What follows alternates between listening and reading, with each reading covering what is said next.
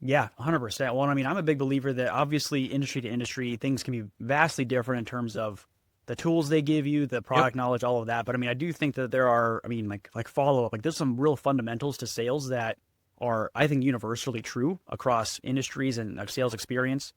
One Yeah, thing I really want to ask you, I used to have a rule. Sorry to interrupt you, Jay. yeah, I you're used to good. have a rule. So I wound up leading the New York, one of the teams in New York City for Yellow Pages. So after I Mm-hmm. was a rep there for a while, I was with Yellow Pages for 5 years. And I wound up leading what their New York City market. I had 30 people on my team. And I had this rule. I was the youngest leader in the company, one of them. I was only one of two youngest leaders in the entire company, 5,000 sales reps, and I'm one of the youngest leaders. Yep, And big deal. but my rule with the team was there's no prejudging. Okay, like I don't care, and I got Mm, this from Nick Graham. So Nick shared this. He's like one of his earliest rules, like no prejudging. His other great rule was think like a rookie. I still use that rule. I love that rule. So like everyone wants to buy from you today, right? Like yeah, what a just be great hungry. mentality. You get so Yeah. jaded in your field, and all of a sudden you wake up, you're like everyone wants to buy from me today. It's fine.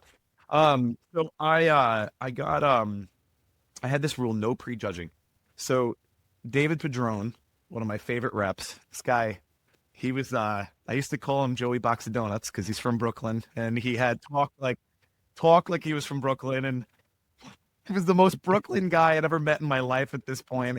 Couldn't spend 5 minutes with him without laughing my butt off every time I was with him. Anyway, we're out in the middle of Queens, and I had this rule that you go 10 left and 10 right. So after we finish a meeting, you go 10 businesses left, 10 businesses right, and door knock. Mm, Introduce yourself. love it. Yeah. So 10 to the right was a bodega in the middle of Queens. So Okay. it's a convenience store. Okay. If you don't know a Yep. bodega, they're not going to buy Yellow Pages advertising. Hey, that's not, there's nothing in there. Like, sure, the Yellow Pages list the bodegas and the delis, but they don't buy Yellow Pages advertising, right? So he's like, we got to go into here. I went, David, it's a bodega. Like, we're not going into the bodega. He goes, Yep. it's your rule, no prejudging. And I'm like, okay, you're right. Let's go inside. So we go into this bodega, and he says to the guy, I walk over. I'm like, I'm just going to let David do his thing. I'm walking over, get myself a cup of Yeah. coffee. Grab a candy So bar. I Yep. start making myself a coffee, right? I'm like, whatever. I hear him go, I'm with the Yellow Pages. I wanted to introduce myself to you because I'm helping business owners with their marketing, and we're making a big stand for them in New York. And the guy goes, well, I'm glad you came in. We actually in the back here run a call center for locksmith services, and he goes, there's 40 people in the back right now. I come out from like the shelving, like, Yeah. You're like, I'm what'd you sorry, say? what did you just?